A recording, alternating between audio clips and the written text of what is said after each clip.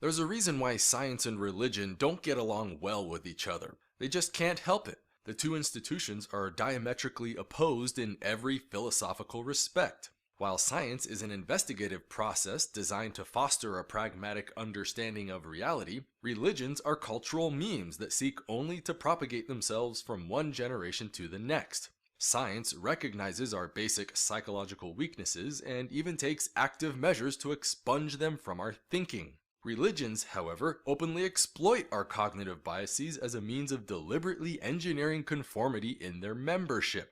Science presumes human fallibility, meaning that any conclusions we may ever reach, no matter how confident they may make us feel, must always remain open to questioning, testing, revision, and even possible dismissal. Yet many religious organizations will happily declare an unwavering conviction to their sacred dogma, even to the point of admitting outright that no amount of evidence or logic will ever change their minds no matter what.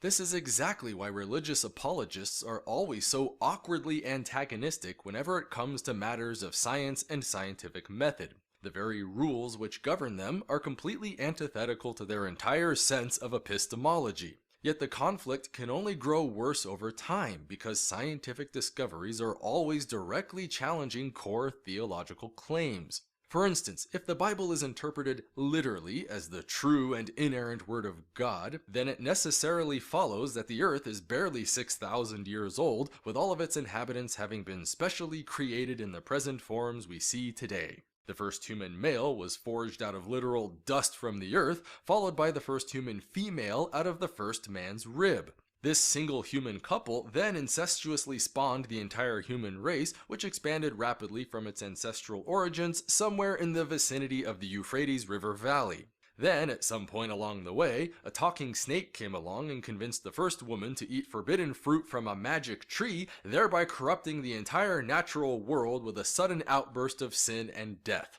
Finally, the only way to rectify matters is, naturally, through a ritual blood sacrifice to atone for the sins of the entire world and redeem our species from an eternity of spiritual separation from our timeless, immaterial creator. Now compare this view with our modern understanding of geology and evolutionary biology. The Earth is not 6,000 years old, but well over 4.5 billion. Life is not the special creation of any cosmic immaterial agents, but most likely an emergent property of rote organic chemistry operating on self-replicating nucleic acids. Human beings are not the product of some top-down organization, but rather a long chain of inherited allele variations gradually molded by genetic mutation and natural selection. Humanity did not descend through a genetic bottleneck of only two individuals, but instead branched off from earlier hominid populations distributed throughout Africa. There was nothing close to any mystical Garden of Eden, and therefore no original sin, no global flood, no fall of man, and no point in dragging out a savior to redeem us from it all in the first place. This is a huge discrepancy that Christian apologists cannot ignore, and it goes a long way toward explaining the massive bone they have to pick against the theory of evolution. If the modern scientific paradigm is correct, then the Bible is wrong, plain and simple. Not merely erroneous, mind you, but grossly, inexcusably, and embarrassingly bungled at every conceivable level. Apologists therefore have no choice but to oppose evolution at every turn because it represents such a direct existential threat to their spiritual and cultural identity. However, they can't just imprison heretics like they did in the good old days because, fortunately, most of us are now protected by secular constitutional governments. Nor can they just flatly reject science out of hand either because it obviously works so well at improving all of our daily lives. So they have to resort to roundabout cultural and political initiatives instead, like creationism, creation science, and of course, intelligent design. The theory of intelligent design holds that certain features of the universe There are certain features of living systems, and of the universe and of living things are best explained by an intelligent cause. that are best explained by an intelligent cause, that are best explained as the product of intelligence. that are best explained by an intelligent cause, Not an undirected process such as natural selection. rather than an undirected natural process, like Darwin's idea of natural selection acting on random variation. Notice how, right out of the gate, design theory has effectively declared its own bias in advance by explicitly defining itself in terms of an implied rejection of evolution. It's a classic hallmark that underscores one of the deepest philosophical failures of the entire creationism movement. Because when it comes to the theory of evolution through natural selection, creationists don't just see yet another scientific explanation for some natural phenomenon. They see a literal war of the world views between the righteous forces of special creation and the evil onslaught of materialistic evolution. It's an absurdly tribal mentality that just ignores the infinite space of logically viable alternatives, opting instead for a distinct us versus them presumption in the search for truth. Consequently, they make no testable empirical predictions on behalf of the design hypothesis, but instead spend all of their time bashing against evolution, as if the mere virtue of some other theory being wrong or incomplete automatically guarantees that their theory gets to be right. It's a textbook example of our favorite logical fallacy known as the false dichotomy. And again, guys with actual PhDs will continually fail to recognize it to this very day.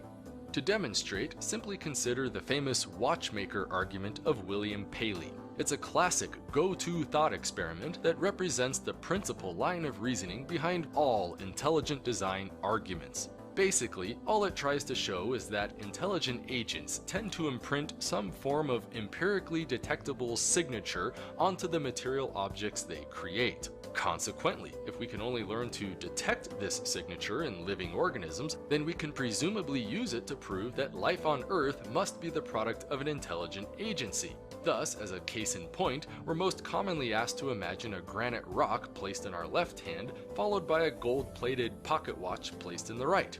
If we are then asked to determine which object is the product of an intelligent agency, as opposed to blind geological forces, which object should we pick? Obviously, the immediate intuition is that the pocket watch was designed by intelligent agents while the granite rock was not. Therefore, as the argument goes, there must have been some empirical evidence that led us to this conclusion. Furthermore, since this was an almost trivial distinction that we can render upon rote visual inspection, it immediately stands to reason that we can likewise trust in that same perception when investigating complex biological structures. For example, take the bacterial flagellum, which is an almost universal favorite among proponents of this argument. And upon close inspection, it certainly does appear to resemble a kind of outboard motor on the nanoscale. It's a spectacular biological machine composed of a brilliant arrangement of complex interrelated parts. How on earth could any material process like evolution ever hope to produce such a structure? After all, it's not like everything just fell together by random happenstance, nor can I personally imagine any particular line of descent by which natural selection could put it together.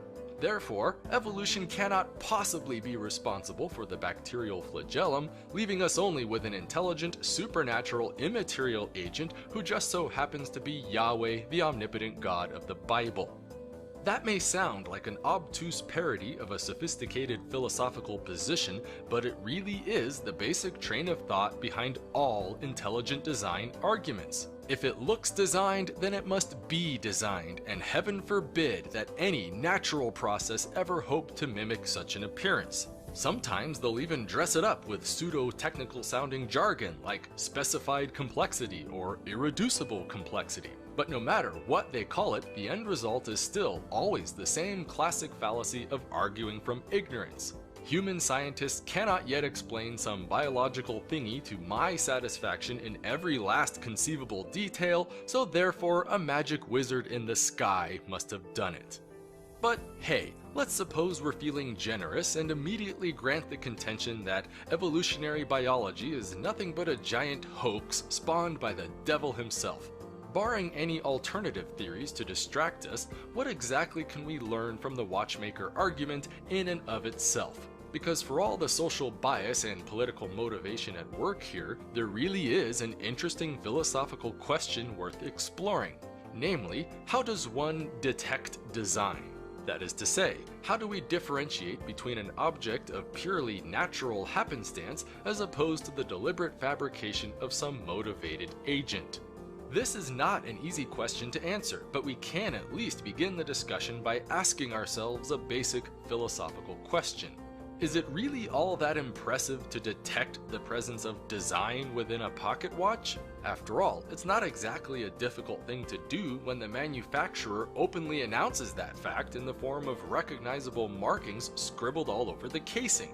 Or if that's not convincing enough, we can even visit the factories where they're made and shake hands with the actual designers in person.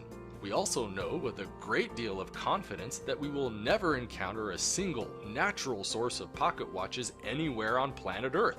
There are no geysers, no rivers, no caves, and no fields where pocket watches just burst out of the ground or fall from the sky fully formed. So of course we easily recognize the apparent design in pocket watches because we already know beforehand that they're designed. The core premise of the whole watchmaker analogy is nothing but a blatant philosophical cheat. It's like giving you the answers to a test before administering the actual test. If the idea of design detection really is as valid of a concept as proponents claim it to be, then in principle we must be able to demonstrate it under controlled laboratory conditions.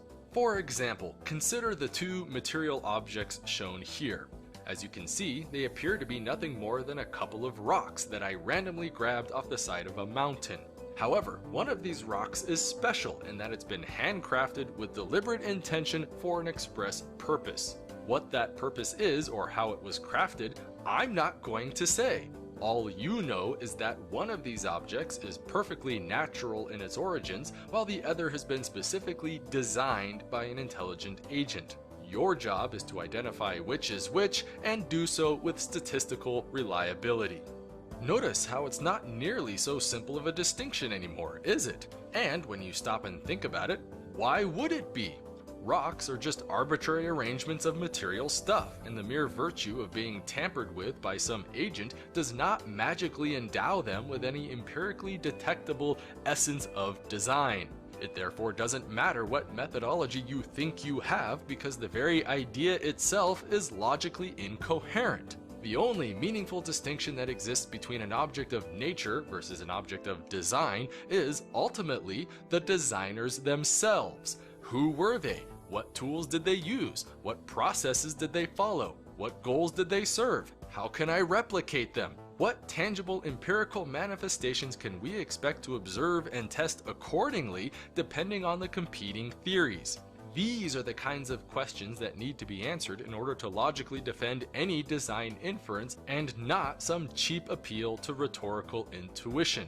But of course, creationists have no compelling answers to any of these questions other than a very strong insistence that biological systems just really look designed and that no natural process could ever possibly be the reason why. Sometimes they'll even admit openly that intelligent design theory cannot actually comment on either the identity or the methodology of their alleged designer, only that somewhere, somehow, for some reason, he just did it anyway. Yet then, when speaking behind closed doors to their fellow Christians, they just take it for granted that of course the designer was absolutely the God of Christianity, and thank goodness science has finally proven his existence.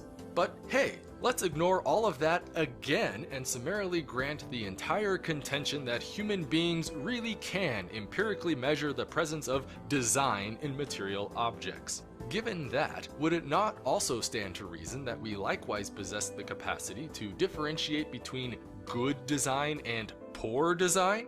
After all, biological structures must have been designed for a reason, right? So what's stopping us from objectively measuring their capacity to meet certain goals? If they just so happen to fail outright, then what does that imply about the competency of this alleged designer?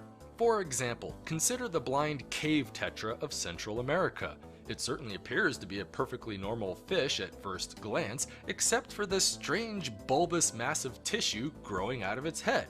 It's weird because it looks an awful lot like a kind of pseudo eyeball, yet doesn't actually provide any functional vision for the fish. So ask yourself, what good is a broken visual receptor on an organism that spends its entire life cycle in perfect darkness? Is that a good design or a bad design? Or better yet, consider the human vermiform appendix attached to your very own colon. It's a little dangling sac that apparently performs no significant role in human biological function, as evidenced by the fact that people remove them all the time without ever suffering any tangible side effects. Yet every year, hundreds of thousands of these things will spontaneously erupt into painful infections, usually bursting open in a septic mess when left untreated. You really therefore have to wonder, what kind of idiot designer deliberately installs a ticking time bomb of misery and death into his supposedly special creations? Or, my personal favorite, smallpox. Everything about this virus is suitable only for the infection and mutilation of human hosts on a global scale. More people have been scarred and killed by smallpox than from all of the combined wars and natural disasters in human history. If such a thing were truly designed by an intelligent agent, then it could only be described as the greatest biological weapon of mass destruction ever created. We can do this all day. There are thousands upon thousands more examples of this stuff scattered all throughout the scientific literature. Biomechanical structures are rarely, if ever, optimal in their apparent functions and oftentimes serve no other purpose than the continual propagation of pain and suffering. Intelligent design is therefore more than just bad logic and bad science, but also ridiculously absurd theology. The argument itself is an argument for a weak, incompetent, and vindictive deity. Notice how we've mostly ignored the actual science of evolutionary biology itself, and intelligent design is still objectively wrong on every philosophical level there is. It makes no testable empirical predictions, it builds a false dichotomy, it argues from ignorance, it strawmans the opposition, it attempts to prove a negative, it makes incoherent presumptions, and it ultimately argues for a deity that can only be described as a malicious idiot. The only reason why anyone would ever find this garbage compelling in the first place is because we can't help but intuitively perceive the world in terms of deliberate actions being exercised by consciously motivated agents. It therefore doesn't matter how awful or fallacious intelligent design may be, because the end conclusion is always going to feel intuitively satisfying to a naive, unskeptical audience. It's important to understand that whenever we compare things like pocket watches against things like bacterial flagella, there's a very critical distinction that apologists always overlook. Namely, bacteria are alive while pocket watches are not. That means a self-replicating biological organism subject to billions of years of inherited allele variations and environmental selection in reproduction. It's a perfectly natural and unguided process physically guaranteed to produce complex interrelated structures, even to the point of directly mimicking the apparent foresight of human engineers. It's also a terribly sloppy, inefficient process that has no regard for the well-being of sentient creatures and also no choice but to make do with every bad decision handed down to it from previous iterations. It's perfectly self-consistent, it makes testable empirical predictions, it can be demonstrated on demand, and it has countless practical applications with real economic value. It explains everything that intelligent design doesn't, which is why evolution is the only theory of biodiversity with any pragmatic merit. But let's face facts. None of this matters to the true believers because truth is simply not their ultimate goal with these arguments. It's self-defense. They despise the idea of empirically predictive modeling within a rational scientific framework because they know perfectly well that Christianity would never be able to survive under such scrutiny.